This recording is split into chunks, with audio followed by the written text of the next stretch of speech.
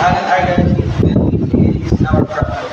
Integral 5x squared dx, and gagamitin natin power rule is ito. Integral x raised to n dx equal x raised to n plus 1 over n plus 1 plus c. Ang una natin gagawin dito is ilalabas natin yung 5. 5 integral x squared dx. Tapos, gagamitin na natin yung fix. Ito, gagamitin na natin siya. 5x 2 plus 1 over 2 plus 1 plus c. Ayan. Ayan na yan. Ayan yung pinalabasan. Pinakalimutan ko yung 5x is to 3 over 3 plus c. Meron pang isang sagot dyan, is ito. Or 5 over 3 x raised to 3 plus c. Yan, ito na yung sagot natin. Nagamit natin itong power rule. Ito na yung sagot.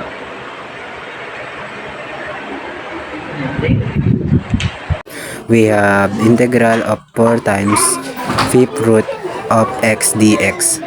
Okay, so kapag meron tayong radical, try muna nating i-transform into fractional exponent. So itong 4 bali is constant, sa gilid ko na lang muna. So we have 4 times that integral. Okay, yung fifth root of x, same siya sa x raised to 1/5 right dx. Now we can apply power rule to evaluate the integral of x to 1/5. So we will have 4 times x raised to add 1 sa exponent. So x raised to 1/5 plus over the same exponent 1/5 plus 1 plus c. Okay. So simplify natin, bali 4 times x ray. So ano yung 1/5 plus 6/5 right over 1/5 plus 1 6/5 then plus c. Tapos kailangan nating i-simplify yung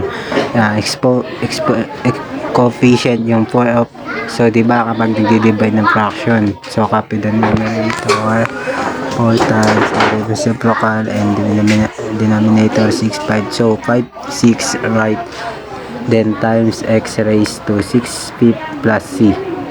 So simplify na lang natin itong 4 5 6, so pwede makancel. Si 4 magiging 2, si 6 maging 3, so bali maging 2 times 10 over ito over 1 kasi yan, so 10 times x raised to over 5 plus c. So this is the final answer. Okay,